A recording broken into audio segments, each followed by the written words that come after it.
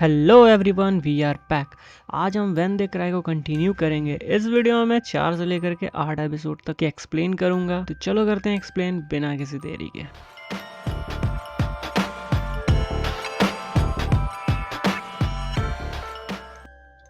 Episode के starting में हम केइची को देखते हैं जो उठता है अचानक से और फिर टाइम को देखता है, जो कहता है कि मैं स्कूल के लिए लेट हो गया। फिर वो कहता है कि नहीं, आज तो संडे है, आज मैं कहीं नहीं जा रहा।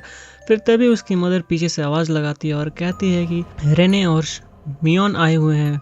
फिर उसे याद आता है कि आज, फिर वो कहता है कि आज तो ग्रुप मीटिंग थी। उसके बाद वो उठता है और हमें सीन दिखाया जाता है बाहर का, जहाँ पे रेने और मियोन साइकिल में खड़ी होती है। फिर केइची पूछता है कि हम कहाँ जा रहे हैं। तब रेने कहती है कि ये एक सरप्राइज है, चलो तुम्हें मैं बताते हूँ। फिर उसके बाद ये निकल जाते हैं। फिर हमें दिखाया जाता है टॉय शॉप को, जहाँ पे पहुंचते हैं केइची पूछता है हम टॉय शॉप क्यों आए हैं। तब मियोन बताती है कि इस टॉय शॉप में जो भी जीतेगा उसे 50,000 रुपए मिलेंगे। तब केइची देखी काफी शॉक हो जाता है और उसके बाद हमें एक गेम को इंट्रोड्यूस किया जाता है जिसमें पत्तों को ढूंढना होता है। स्टार्टिंग में तो मियोन ही जीतती है, लेकिन फिर उसके बाद केइची थोड़ा जुगाड़ लगाकर फिर वो दो छोटे छोटे लड़कों को अपने बातों में फंसाता है और उसके बाद वो उनसे काम लेता है और उसके बाद वो फिर से कार्ड्स को इकट्ठा करने लगता है।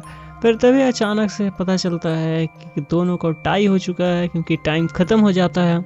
इसके बाद शॉपकीपर कहता है कि दोनों में टाई हो गया था, इसीलिए हम प्राइस को नेक्स्ट वीक कर लेंगे। लेकिन केइची अपसेट हो जाता है। शॉपकीपर केइची को गिफ्ट देता है जो एक डॉल होती है। पहले तो डॉल उसे पसंद नहीं आती, फिर अचानक से रेने वो डॉल के लिए काफी रिक्वेस्ट करने लगती है। तब केइची उस डॉल को रेने को दे देता है और ये देख के मियोन काफ़ी थोड़ा सा अपसेट होती है और थोड़ी सी उदास होकर के फिर अचानक से अपने मूड को स्विच करती है और कहती है कि मुझे तो ये सब पसंद नहीं है।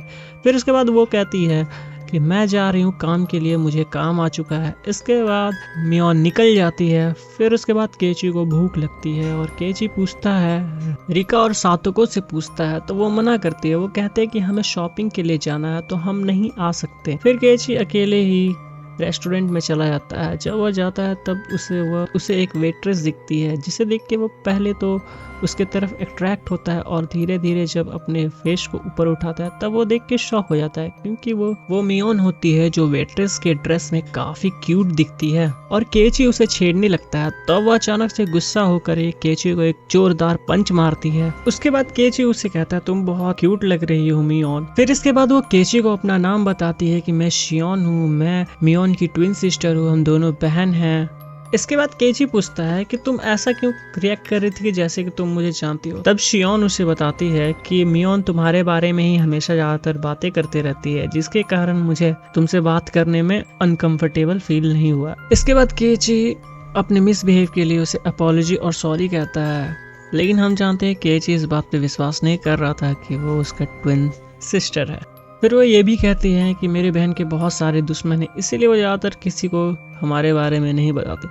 ये बात सुनकर केइची काफ़ी ज़ोर ज़ोर से हंसने लगता है। फिर इसके बाद एक लड़की आती है और शियोन से कहती है कि तुम अब ब्रेक ले सकती हो। इसके बाद वो ब्रेक पे चली जाती है और केइची खाना खा के बाहर निकलता है रेस्टोरेंट से। और बाहर निकलने के बाद वो कहता है मैं इस बात पे नहीं विश्वास कर सकता कि तुम ट्विन सिस्टर वाली है। इसके बाद शियोन उस रेस्टोरेंट के बालकनी से कुछ अजीब तरह से देखती है और काफी दुखी लगती है। सीन शिफ्ट होता है और हमें शाम का समय दिखाया जाता है जब केइची, रेने और मियोन घर जा रहे होते हैं। तभी मियोन कहती है कि मैं पार्ट टाइम के लिए जा रहा हूँ। तभी केइची कहता है कि यह थोड़ा सा काम बहुत ज़्यादा डिफिकल्ट है तो रेस्टोरेंट में काम करता। तब मियोन कहती है नहीं, मैं कोई रेस्टोरेंट में काम नहीं करती। रेने पूछती है और वो रेने को जवाब देती है नहीं, मैं रेस्टोरेंट में काम नहीं करती, वो मेरी बहन काम करती है जिसका नाम शियोन है। फिर मियोन कहती है कि वो मेरी ट्विन सिस्टर है जो वहाँ पे कैफेटेरिया में काम करती है, मैं काम नहीं करती, मैं टॉय शॉप में काम करती हूँ अपने अंकल के साथ। फिर वो ये भी बताती है कि मैं तो बहुत स्वीट हूँ और केयरिंग हूँ, लेकिन जो मेरी बहन शियोन है वो बहुत ज़्यादा डेंजर है और बहुत लोगों को परेशान करने वाली है। और ये कह के बहुत जोर से हंसने लगती है और ये काफ़ी वियर्ड होता है। केइची और रेने ये देख के काफ़ी थोड़ा शॉकिंग होते हैं और वो धीरे धीरे वहाँ से भाग जाती है। ऐसा लग रहा था कि वो कुछ छुपा रही है या ऐसा लग रहा था कि वो कुछ झूठ कह रही है। इसके बाद केइची से हमें ये भी पता चलता है कि उसके मदर एंड फादर उसे घर में अकेले छोड़कर चले गए हैं। इसके बाद शियोन वहाँ से चली जाती है और केची को हमें दिखाया जाता है जो घर आकर के बहुत ही ज़्यादा टायर्ड हो गया होता है और अपने डोर के सामने ही लेट जाता है और उसके पेट बहुत ज़्यादा कस के आवाज़ करने लगते हैं क्योंकि वो भूखा होता है। तभी अचानक से वहाँ पे उसका डोर बेल बजता है और हमें शियोन को दिखाया जाता है जो उसके घर आई होती है और उसके लिए खाने के लिए डिशेस लाई होती है।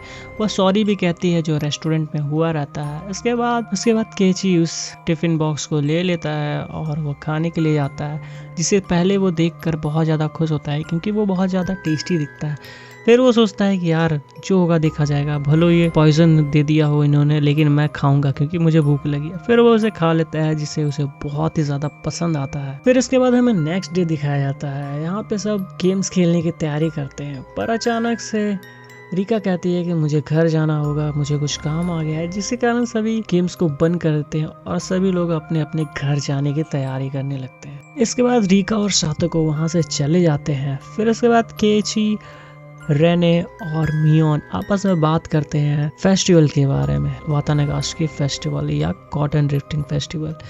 इस फेस्टिवल के बारे में बताया जाता है कि रिका इसमें परफॉर्म करने वाली होती है, इसीलिए वो पहले ही चली जाती है टू रिहर्सल या उसके प्रैक्टिस करने के लिए। इसके बाद मियोन को याद आता है कि उसे टॉय शॉप में काम था, तो इसीलिए वो जल्द से जल्द निकल जाती है। फिर इसके बाद रेने और केची आपस में बात करने लगते हैं मियोन के बारे में, जो बताती है कि वो काफ़ी क्यूट और काइंड हार्टेड है। तभी अचानक से केची को फिर क्यूट बात सुन के केची को शियोन के बारे में याद आता है। फिर उसके बाद सीन शिफ्ट हो जाता है और केची हमें उसी रेस्टोरेंट में जाते हुए दिखाई देता है। केची उस लंच बॉक्स को वापस पहुंचाने के लिए जाता है। इसी बीच जब वो वापस जा रहा था तभी अचानक से उसके पैरों से एक बाइक से टक्कर हो जाती है और सारी की सारी बाइक्स गिर जाती है। फिर इसके बाद यहाँ पे सीनियर्स आ जाते हैं जिनकी वो बाइक होती है और वो केची को परेशान करने लगते हैं और उसे थोड़े मारने भी लगते हैं।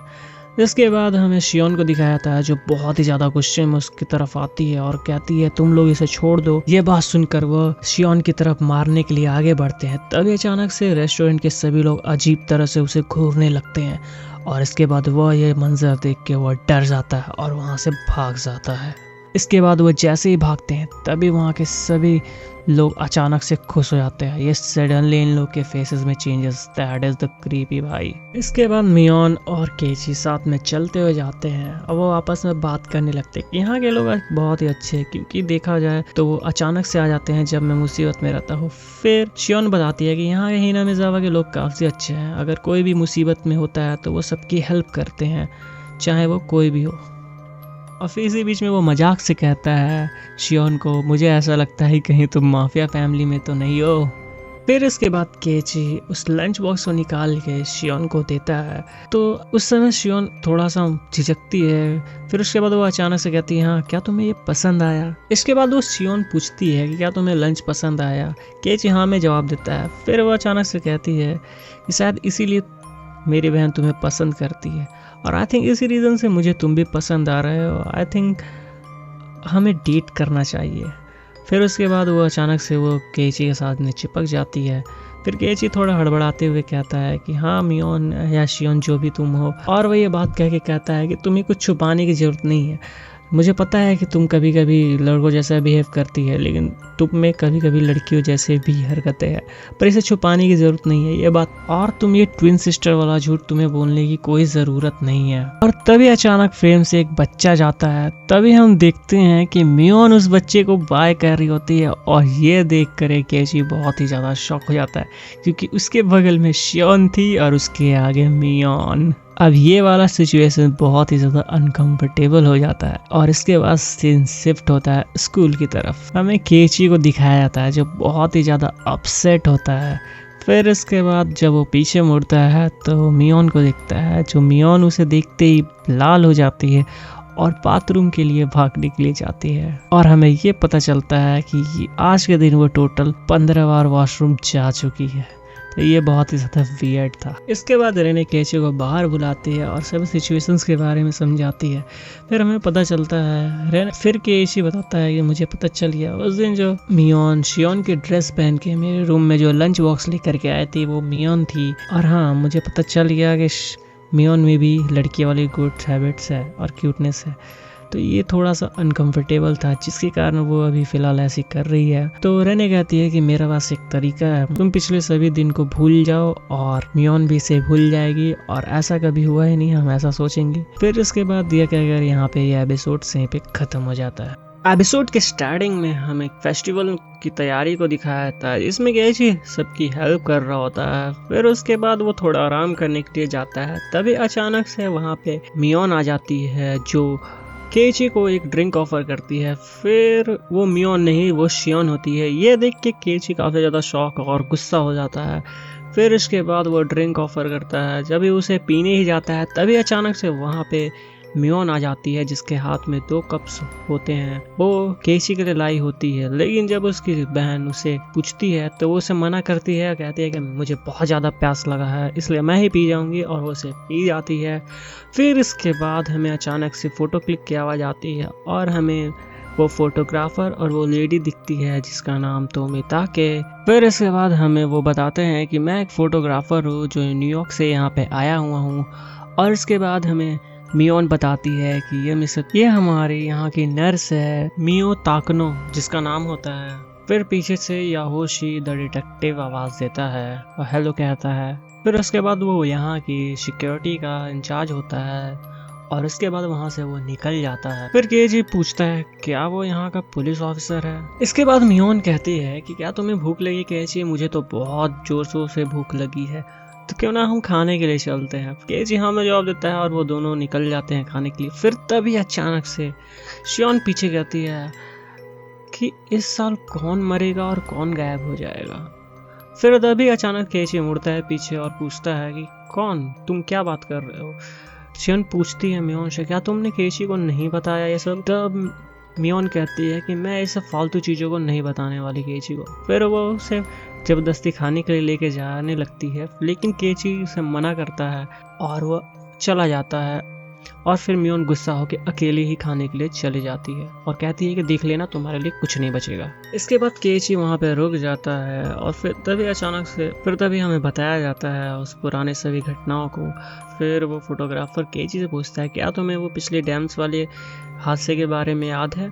तो केइची हमें जवाब देता है वो कंस्ट्रक्शन एरिया जो डैम बनाने के बाद चल रही थी, अगर वो बन जाती तो सभी लोग डूब जाते, गाँव वहाँ पे नहीं होते, और जिसके कारण उसके ये हुआ था। फिर तभी वो बताता है हाँ पिछले 4 साल से ऐसा ही हो रहा है कि किसी न किसी का मर्डर हो रहा है और कोई ना कोई गायब हो जा रहा है। जैसे कि जो कंस्ट्रक्शन एरिया में डैम के प्रोजेक्ट्स में साथ दे रहे थे, तो उनका जो चीफ थे उनका मर्डर हो गया था और एक जन की वाइफ मिसिंग हो गई थी। फिर उसके बाद डैम प्रोजेक्ट में फैमिली सपोर्ट कर रही थी, उसके बाद वो भी वहाँ से मर गए और डिसअपीयर हो गई। फिर उसके बाद यहाँ पे श्राइन, जो ये श्राइन टेम्पल बना हुआ है, उसके मेन जो श्राइन के अधिकारी थे या पुजारी थे, उनकी भी अचानक कोई बीमारी से मौत हो गई और उनकी वाइफ गायब हो जाती है। और पिछले साल एक लेडी की मौत हो जाती है और एक जो लड़का होता है वो यहाँ से गायब हो जाता है। ये बात कह के थोड़ी सी वो चुप हो जाता है। फिर उसके बाद वो सोचता है ऐसा क्यों हो रहा है। फिर वो कहते हैं कि यहाँ पे याशीरो के कर्ज की वजह से हो रहा है, क्योंकि यहाँ पे जो श्राइन के टेम्पल में जो गॉड रहते हैं वो ऑलवेज टाइम किसी की मर्डर हो जाती है या मर्डर्स ले लेते हैं और उसके बाद एक मिसिंग पर्सन की बलि दी जाती है, एक तरह से मान सकते हैं हम। केइची ये थोड़ा सुन के शौक होता है और यहाँ पे हमें सारे कॉन्सेप्ट को समझाया जाता है। फिर वो अचानक से वो लेडी मिस ताकनो फिर ताकनो पूछती है और काफ़ी क्रीपी वे में कहती है कल देखेंगे हम कि कौन मरेगा और कौन गायब हो जाएगा।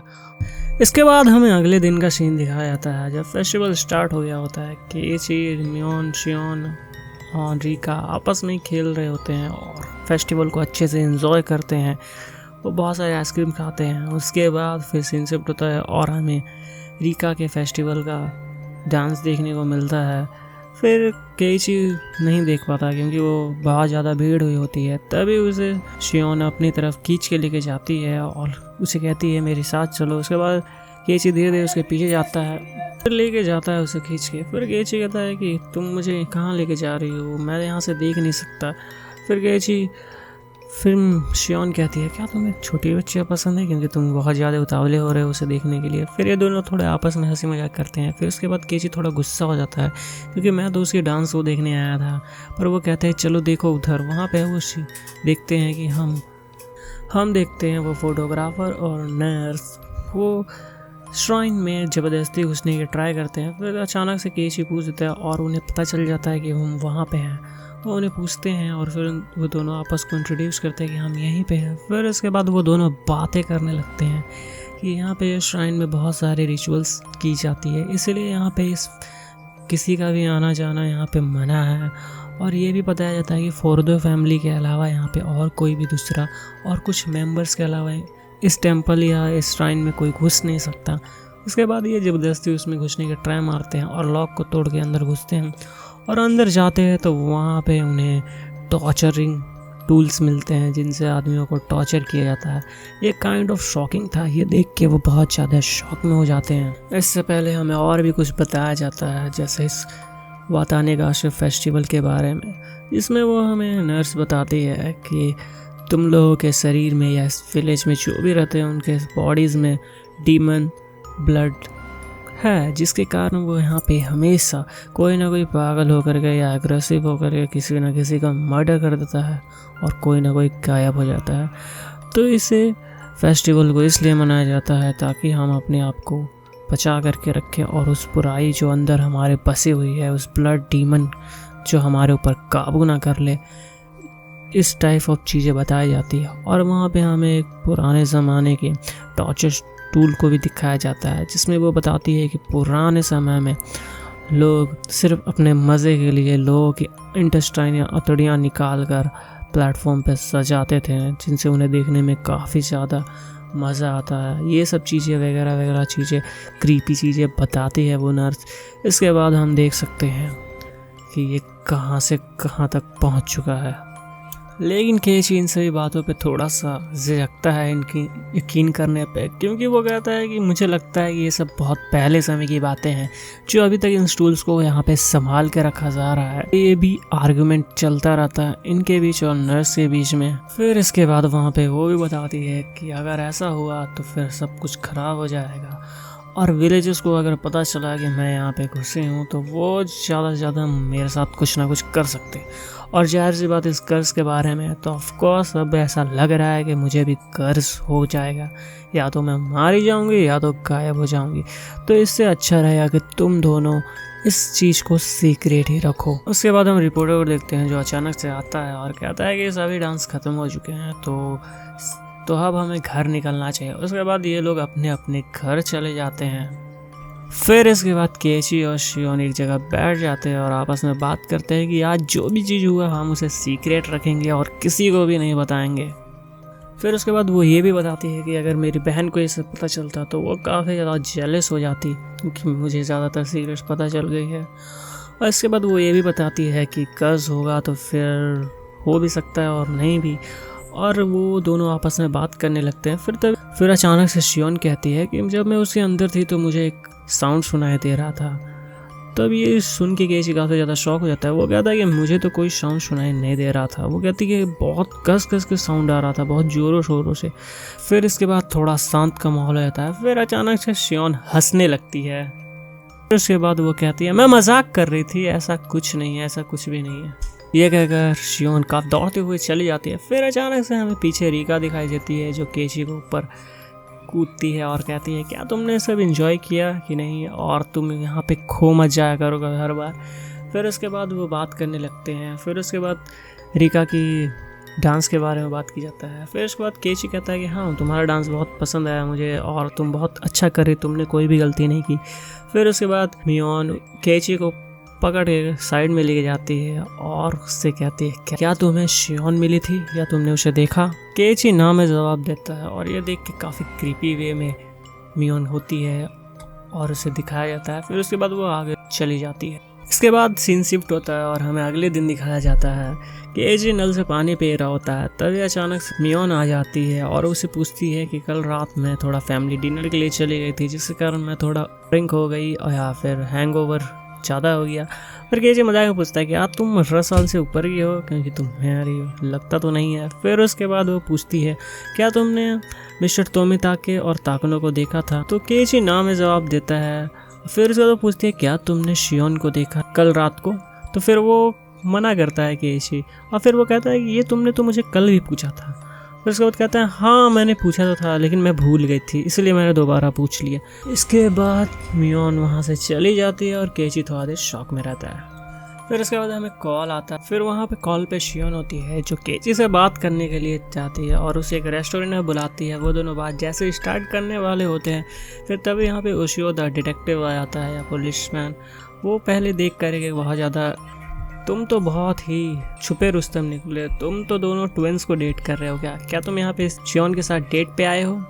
फिर वो अचानक से वो बात करता है। फिर अचानक से शियोन कहती है कि मैं तुमसे बाद में बात करूँगी कॉल पे, ठीक है। फिर केची कहता तुम ही तो बुलाई थी। फिर वो वहाँ से उठ के चली जाती है। फिर डिटेक्टिव बताता कि क्या तुमने लास्ट टाइम या फेस्टिवल में तुम डिटेक्टिव और नर्स से मिले थे। सब कोई इसी बात से को पूछ रहे होते हैं तो केची थोड़ा ज़्यादा शॉक हो जाता है। और इसके बाद डिटेक्टिव को किसी का कॉल आता है जो उसके पास उसका एक आदमी आ करके उससे कहता है। फिर वो डिटेक्टिव चला जाता है।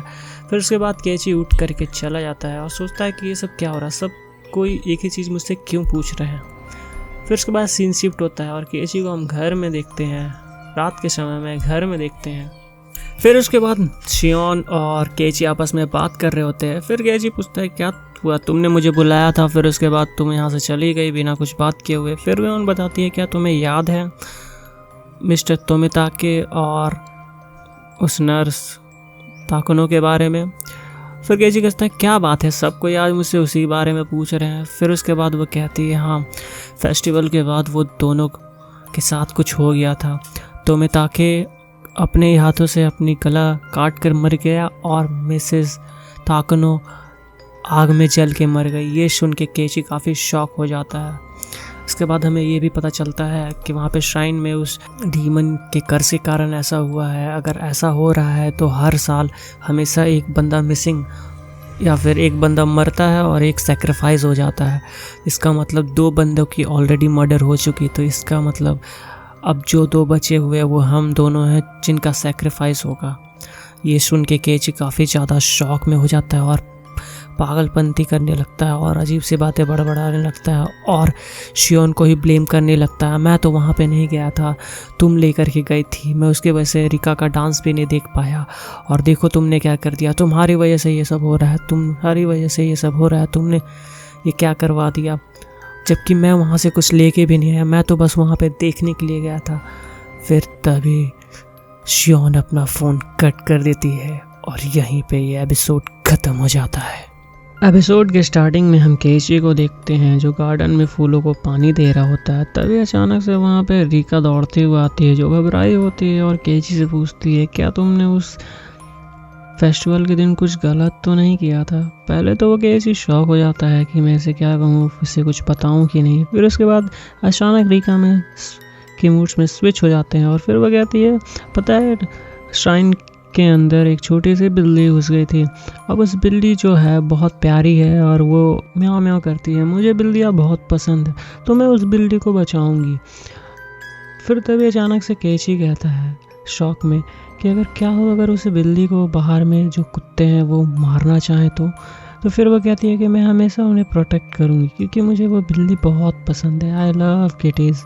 फिर उसके बाद रिका कहती है कि हाँ मुझे किटीज़ तो बहुत पसंद है मगर वो जो बड़ी वाली किटी है मुझे उससे डर लगता है और उसे हमेशा अलग रखना पड़ेगा क्योंकि वो कुछ सही चल नहीं रही है, वो बहुत अजीब हरकत कर रही है, तो मुझे उससे थोड़ा उससे दूर रहेंगे तो हम बच जाएंगे। फिर ये सडन सुन के केची को काफ़ी अजीब और शौक लगता है। फिर इसके बाद सीन शिफ्ट होता है और हम केची को एट नाइट देखते हैं जो घर में इसी बारे में सोचता है कि रिका कैसे हरकत कर रही थी और उसके बारे में सडन ऐसा लगता है कि उसे उस दिन के सभी चीज़ों के बारे में पता है। फिर उसके बाद केची के डैड उसके दरवाजे को खटखटाते हैं और हमें पता चलता है कि केची को एक कॉल आया हुआ है। केची कॉल को उठाता है तो वहाँ पे शियोन होती है जो काफ़ी घबराई हुई होती है। वो बहुत हड़बड़ाते हुए बताती है कि गाँव के चीफ हेड है जो वो गायब है, मिसिंग है, मुझे लगता है उनका मर्डर हो गया है या कुछ कर्ज ने उन्हें मार दिया है क्योंकि मैंने पिछले दिन उनसे बात की थी शाम को और हमारे साथ जो भी हादसा हुआ था हमने उसे बताया। फिर उसके बाद वो अचानक से मिसिंग हो गया, मुझे लगता है वो कर्ज के कारण ही ऐसा हो रहा है। शियोन अचानक से वहाँ पे पगला जाती है और अजीबोगरीब बातें करने लगती है, जिसे सोचकर बहुत ही ज़्यादा अजीब लगता है, क्योंकि जो हेड है रीका के फैमिली मेम्बर्स में से कोई है। ये शॉकिंग होता है। फिर केची बहुत ज़्यादा हड़बड़ी में उठता है और सोचता है कि कहीं रीका को कुछ हो ना गया हो। फिर वो कितनी बार रीका को कॉल ट्राई करता है मगर कॉल नहीं लगती। फिर वो रेना को बताता है कि कुछ ना कुछ गड़बड़ है। हमें रेना को दिखाया जाता है जिसके जो अभी वॉशरूम में नहा रही होती, तभी उसके पापा कहते हैं कि केची का फ़ोन आया हुआ है। फिर केची और रेना वापस निकल जाते हैं रीका के घर की तरफ। फिर तभी अचानक वहाँ पे मियोन आ जाती है, जो बहुत ही हड़बड़ाई होती है और रीका को ढूंढने के लिए सब निकल जाते हैं। फिर उसके बाद जब वो जाते हैं तो हमें रीका के हाउस को दिखाया जाता है, जहाँ पे वो रेने खटखटाती है तो उसे पता चलता है कि वो अंदर से बंद है। फिर तभी अचानक से रीका चली जाती है वहाँ पे और फिर मियोन अचानक से पीछे से सीढ़ी निकालती है। वो कहती है हमें ऊपर चढ़ के देखना चाहिए। केजी ऊपर चढ़ जाता है। तभी अचानक से मियोन कहती है कि रीका और सातोको के दोनों फादर एंड मदर एक्सीडेंट में मारे जा चुके हैं। इसी रीज़न से रीका एंड सातोको एक साथ रहते हैं। ये उनका अपना घर नहीं है, क्योंकि उसके बाद वो दोनों यहाँ पे शिफ्ट हो गए थे। फिर हमें पता चलता है कि मियोन काफ़ी ज़्यादा अजीबोगरीब बात करने लगती है। वो कहती है कि ये सब जो भी हो रहा है वो सातोको की वजह से हो रहा है, क्योंकि सातोको ने कर्ज हो गई थी और उसने अपने फैमिली को मरवा दिया और अपने ब्रदर सातोशी को भी। हमें ये भी पता चलता है कि सातोशी का नाम लेते हुए मियोन बहुत ही ज़्यादा क्रेजी हो जाती है और ऐसा लगता है कि इची को गिरा देगी। लेकिन तभी वहाँ पे रेने दौड़ते हुए आती है और वो कहती है मुझे विलेजर्स भी मिल गए और मुझे चाबी भी मिल गई। तभी अचानक सडन मियोन में हमें चेंजेस देखने को मिलते हैं। वो बहुत ज़्यादा खुश हो जाती है और कहती है रीका ने हमें बचा लिया, ठीक है केची। और केची सोचता है मुझे तो कुछ ना कुछ मियोन के बारे में पता ही नहीं है जो मुझे जानना होगा। और इसके बाद सीन शिफ्ट हो जाता है। इसके बाद केची, रीका और मियोन रीका के रूम में जाते हैं। वहाँ पे उन्हें जाते ही वहाँ पे कुछ भी उन्हें देखने को नहीं मिलता। वहाँ पे रीका और सातोको नहीं होती हैं। ये देख के वो बहुत ही ज़्यादा घबरा जाते हैं और इधर उधर ढूंढने लगते हैं। फिर इसके बाद केची को दिखाया जाता है, जो बहुत ही ज़्यादा अपसेट और रोने लगता है। वो अपने आप को कोस रहा होता है, जितने भी सभी चीज़ें हुई है वो उसकी वजह से हुई है। अगर वो वहाँ पे नहीं जाता तो ऐसा कभी नहीं होता, रीका सातोको गायब नहीं होती। फिर रेने कहती है कि ऐसा कुछ नहीं होगा, तुम टेंशन क्यों ले रहे हो, सब कुछ ठीक हो जाएगा। फिर उसके बाद केची बोलता है मैंने रीका को कुछ भी नहीं, रेना को कुछ भी नहीं बताया, लेकिन फिर भी वो मुझे सपोर्ट कर रही है और मेरे साथ है। ऐसा लगता है मुझे कि इसे सब कुछ पता है। फिर रेना कहती है कि तुम कुछ टेंशन मत, मुझे कुछ नहीं होगा। जैसे वो गायब हो गई मैं नहीं गायब होंगी। केची कहता है नहीं, ऐसा हो सकता है कि अगला मैं हूँ या तुम, कुछ भी कह नहीं सकते। और वो बहुत अपसेट होकर रोने लगता है। फिर अचानक से सीन शिफ्ट होता है और हमें नेक्स्ट डे का दिन दिखाया जाता है। तभी रेने और केची स्कूल जा रहे होते हैं। तभी रेने बताती है कि मैंने रीका के घर में घुसा तो सबसे पहले मैंने वहाँ पे फ्रिज खोल के देखा तो वहाँ पे मिशो सूप और बहुत सारे खाने की चीजें रखी हुई थी। फिर उससे पहले जब मैंने वहाँ पे बात की दुकान में तो पता चला कि वहाँ पे रीका टोफू लाने गई थी, का मतलब। और जब मैंने सूप देखा तो उसमें टोफू गायब था, तो इसका मतलब टोफू वो डालने वाली थी जो उसके पास नहीं था। इससे साफ पता चलता है कि वो सूप बनाने वाली थी। फिर इसके बाद हमें ये भी बताती है रीने कि कुछ ना कुछ गड़बड़ भी हो सकता है, क्योंकि वहाँ पे 2 लोगों के ही खाने का सामान रखा हुआ था, जिससे साफ पता चलता है सातोको और रीका ही खाने वाले थे। फिर वो कभी खाने बनाने के बाद उसे पेपर में लपेट कर रख दी थी ऑन फ्रिज में। जब मैंने ध्यान से देखा, जैसे ही हम उस रूम में गए तो मैंने देखा केचप का बोतल जो ऑलरेडी ख़त्म हो चुका था। और मैंने जब ड्रॉर खोल के देखा, क्योंकि हम लोग ज़ाहिर सी बात है केचप ख़त्म हो जाता है तो बड़े वाले से छोटे में डालते हैं। जब मैंने ड्रॉर खोला तो चेक किया कि बड़े वाले केचप की बोतल नहीं थी। इसे साफ पता चलता है कि रीका उस केचप की बोतल को लेकर के कोई पड़ोसी के पास गई थी जो से वो मांग सके।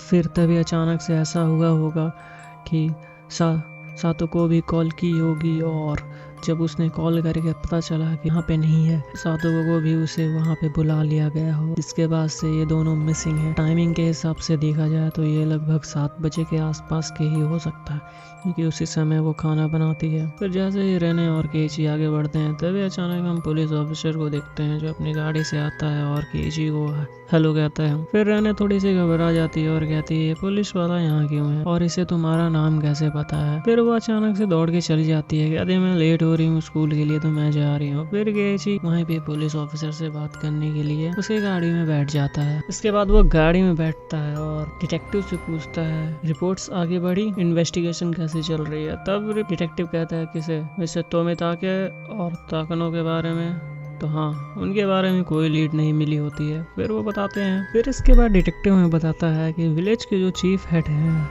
उनकी थोड़ी तबीयत ख़राब थी जिसके कारण वो हॉस्पिटलाइज हो गए थे। फिर उसके बाद वो श्राइन की उस मीटिंग के लिए गए थे और उसके बाद जब वो मीटिंग से वापस आए और वो ट्रेन स्टेशन पे पहुंचे उसके बाद से वो मिसिंग थे। ये काइंड ऑफ बात सुन के केइची बहुत ही ज़्यादा शॉक में हो जाता है क्योंकि वो 3 दिन से कभी मिल ही नहीं सकते थे और वो 2 दिन पहले ही गायब हुए हैं, तो शियोन उनसे कल बात कैसे कर सकती है। ये काइंड ऑफ शॉकिंग था। इस बात को वो समझ ही रहा था कि आखिर शियोन उसे झूठ क्यों बोलेगी, कुछ तो कुछ गड़बड़ है। तभी अचानक से डिटेक्टिव कहता है आखिर ऐसा बात क्या है, सबके अलावा तुम ही सिर्फ जैसे कि वो फोटोग्राफर और नर्स और मियोन और तुम चारों गए थे उस श्राइन में, तो उस श्राइन में तुमने देखा क्या। केइची कहता है मुझे वहाँ पे बस टूल्स देखने को मिली, आखिर तुम ही क्यों बच रहे हो। ये काइंड ऑफ सवाल सुन के केइची बहुत ही ज़्यादा शॉक हो जाता है। 2 जान ऑलरेडी मिसिंग हो चुका है और फिर अचानक से हमें एक शॉकिंग न्यूज़ बताया जाता है कि शियोन भी उस दिन से गायब है। ये बात सुन के काफ़ी केइची शॉक में हो जाता है क्योंकि उसने तो अभी शाम को ही उससे बात किया था। फिर उसके बाद केइची शॉक में चला जाता है और हम सीन शिफ्ट हो जाता है। केइची अपने घर में बैठा होता है सोफा पे अकेले। फिर उसके बाद उसे कॉल आता है और जब वो कॉल उठाता है तो वहाँ पे शियोन होती है। शियोन कहती है आखिर ये हो क्या रहा है, क्या तुम्हें पता है। केइची बताता है क्या तुम्हें रिका और सातोको के बारे में पता है। शियोन हाँ में जवाब देती है, क्या वो अभी भी मिसिंग है। केइची उन्हें हाँ में बताता है वो अभी भी मिसिंग है। फिर इसके बाद वो केइची को बहुत ही ज्यादा अजीब लगता है और वो शियोन के ऊपर शक करने लगता है क्योंकि ये कैसे हो सकता है, क्योंकि पुलिस ऑफिसर ने कहा था कि शियोन तो मिसिंग है, तो फिर ये मुझ पे फोन पे कौन बात कर रहा, ये सच में शियोन है या फिर कोई और है। इस चीज का वो पता लगाने के लिए पूछता है और वो पूछता है कि तुम विलेज चीफ से कब मिली थी, किस टाइम पे मिली थी, ये जरा मुझे बताना। ये काइंड ऑफ बात सुन के थोड़ा सा अजीब लगता है क्योंकि वो बोलती है क्या तुम मुझ पे शक कर रहे हो। नहीं ऐसा नहीं है, लेकिन तुम बताओ मुझे। फिर वो वहाँ पे बताता है कि तुम उससे मिल ही कैसे सकती हो क्योंकि वो तुम कह रहे थे कि तुमने उनसे शाम को बात किया है, लेकिन ऐसा हो ही नहीं सकता क्योंकि चीफ जब ट्रेन स्टेशन पे पहुंचे वो सुबह को पहुंचे, सुबह से वो मिसिंग थे, तो ये काइंड ऑफ बातें नहीं कर सकती। तुम झूठ कह रही हो, तुम सच बताओ तुम हो कौन, तुम शियोन ही हो कि कोई और। ये काइंड ऑफ बातें सुन के बहुत ही ज्यादा अजीब हमें लगता है। फिर उसके बाद कॉल पे शियोन अजीब तरह से हंसने लगती है। ये काइंड ऑफ शॉकिंग होता है और फिर ये एपिसोड यहीं पे खत्म हो जाता है। एपिसोड के स्टार्टिंग में हम रना को देखते हैं जो केइची के घर में होती है और केइची से बात कर रही होती है। वो बात करती है कि रिका और सातोको ढूंढने के लिए पुलिस काफ़ी मेहनत कर रही है और उसके रिपोर्ट्स को लाई होती है। फिर तभी केइची थोड़ा सा अपसेट होकर कहता है हाँ मैं जानता हूँ तुम्हें सब कुछ पता चल गया, मैं वैसा कैसे सोच सकता था। फिर तभी अचानक रना कस के केइची को थप्पड़ मारती है जो काइंड ऑफ शॉकिंग रहता है। फिर वो कहती है कि तुमने इतने बड़े गलतियाँ की, किसी ने तुम्हें सज़ा नहीं दिया, इसीलिए वो सज़ा मैं तुम्हें दूंगी। फिर पेपर नीचे गिर गया होता है तो केइची पेपर को उठाने की तैयारी उठाता है।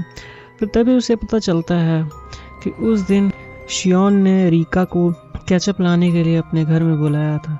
तभी वो अचानक से उठती है और उसे समझ में आ जाता है कि यहाँ पे क्या हो रहा है। फिर तभी हम देखते हैं कि डिटेक्टिव याहोशी यहाँ पे आता है। सीन शिफ्ट होता है और रेने और केइची को हम याहोशी के कार में देखते हैं। ये दोनों आपस में बात ही कर रहे होते हैं। तभी अचानक से याहोशी को अपने पुलिस ऑफिसर का कॉल आता है जिस कॉल में वो बताता है कि हम सोनोजाकी फैमिली के घर के आस-पास है, सुबह से यहाँ पे कोई भी हलचल नहीं हुई है। और ये बात सुन के थोड़ा सा केइची को अजीब लगता है। फिर वो रेने कहती है तुम क्या करना चाहते हो, क्या तुम केइची को वहाँ पे अकेले भेजना चाहते हो कि वो बाहर आ जाए, तो ऐसा मत करो, तुम बहुत अजीब हो, पुलिस का काम है दूसरों को बचाना, तुम केइची की जान को खतरे में डाल रहे हो।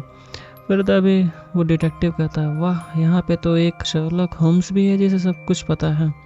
ये बात सुन के रेने काफ़ी ज़्यादा गुस्सा हो जाती है और उसकी गाड़ी से लात मार के निकल जाती है। केइची भी उसके पीछे पीछे जाता है और हमें वो पैदल दिखाई देते हैं। पैदल चलते हुए वो मियोन के घर पहुंचते हैं, जहाँ और सोनोजा की फैमिली वो बेल को बजाते हैं और हमें मियोन दिखती है जो बाहर आती है। फिर वो अंदर चले जाते हैं और वहाँ पे मियोन के सामने ही केची अपने घुटनों के बल आकर के वो उससे सॉरी कहने लगता है कि ये सब मेरी गलती है, मैं उस श्राइन में घुस गया था जिसके कारण ये सब हो रहा है, क्या तुम मुझे माफ़ करोगी? ये माफ़ी मांगने का सही समय नहीं है। लेकिन फिर भी मियोन काफ़ी अजीबोगरीब आवाज़ में हंसने लगती है। फिर उसके बाद वो आराम से बैठती है और फिर वो पूछता है कि फिर रेने कहती है क्या तुम्हें वो नहीं पूछना जो पूछना चाहिए? फिर केची पूछता है वो तुम ही थी ना जिसने के रिका को केचप मांगने के लिए बुलाया था? मुझे ऐसा लग रहा है कि तुम ही ने उन सबको मारा है या गायब किया है। तभी मियोन कस के हंसने लगती है और अपने आप को इंट्रोड्यूस करती है, मैं हूँ मियोन सोनोजाकी, द हेड ऑफ सोनोजाकी फैमिली।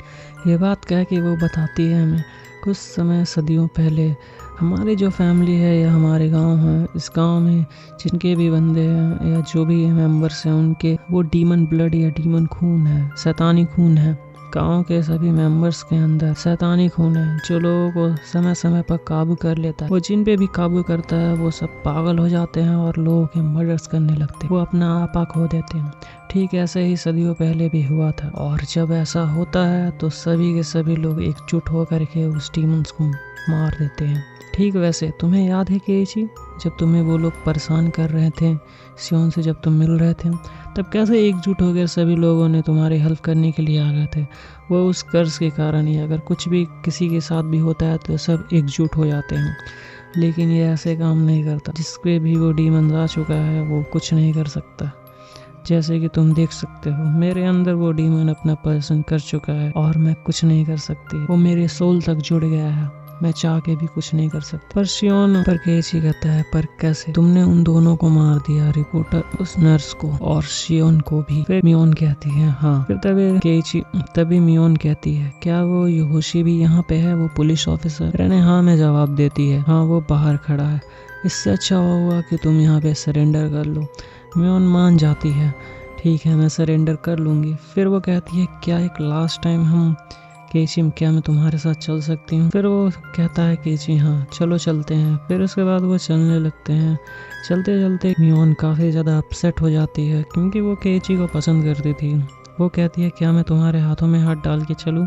केची वैसा ही करने देता है। फिर वो आपस में चलते चलते बात कर रहे होते हैं। हाँ तभी ऐसा कुछ हुआ था, तुम मेरी सबसे बेस्ट फ्रेंड हो, केची कहता है। बोलो तुमने इतने बुरे काम किए हो लेकिन तुम मेरी पहली और सबसे बेस्ट फ्रेंड हो। ये बात सुन के वो काफ़ी इमोशनल हो जाती है। फिर वो केची से कहती है हाँ मैंने शियोन को अभी तक मारा नहीं है, क्या तुम उसे देखना चाहोगे? हाँ। केची हाँ में जवाब देता है। उसके बाद सीन शिफ्ट होता है। इसके बाद हमें मियोन और केची को दिखाया जाता है। इसके बाद मियोन केची से कहती है तुम चाहो तो यहाँ से लौट सकते हो, तुम्हें कोई ज़रूरत नहीं है सब देखने की। पर केची कहता है हाँ मैं ज़रूर देखूंगा। फिर उसके बाद वो हमें एक रूम में जाते हुए दिखाए जाते हैं जहाँ पे बहुत सारे पुराने ज़माने की चीज़ें रखी होती है। वहाँ पे वो बताती है कि जब वहाँ से ये पुराने जो टूल्स थे इनका इस्तेमाल करना सदियों से पहले ही बंद हो गया था। तो मैं जो भी बंदे गायब होते थे या जो भी मेंबर्स गायब होते हैं मैं उन्हें यहीं पे लाकर टॉर्चर करके मार देती थी। तो फिर केची पूछता है क्या तुमने रिपोर्टर को भी यहीं पे मारा था? वो हाँ में जवाब देती है और कहती है कि मैंने इसी जगह पे यहाँ पे मारा था। फिर उसके बाद हमें और वो अंडरग्राउंड जाते हुए दिखाई देते हैं। उसके बाद हम एक पुराने प्रिजन जैसी जगह को देखते हैं, चारों तरफ गुफाओं में। इसके बाद केची पूछता है रिका और सातको को क्या हुआ? फिर मियोन जवाब देती है कि उन पे मैगेट्स लग गए थे तो मैंने उन्हें कुआं में फेंक दिया जो वहीं पे आगे में है। ये काफी शॉकिंग था। इसके बाद हमें शियोन को दिखाया जाता है जो प्रिजन में बंद होती है। वो देख के काफी ज्यादा शॉक हो जाते हैं और वो केची को देख के केची चिल्लाने लगती है और एकदम सामने में आ जाती है। पर जैसे ही वो मियोन को देखती है वैसे ही वो पीछे हट जाती है और डर के मारे अंदर छुप जाती है। फिर हमें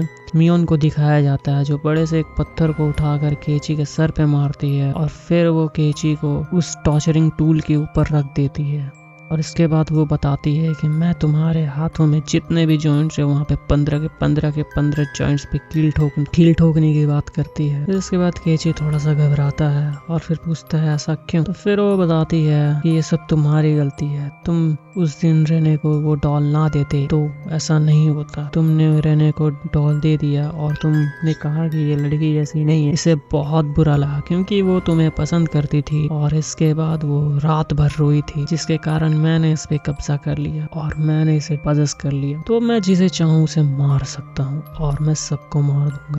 ये कहते ही केची कहता है ठीक है, मेरी एक दो शर्त है।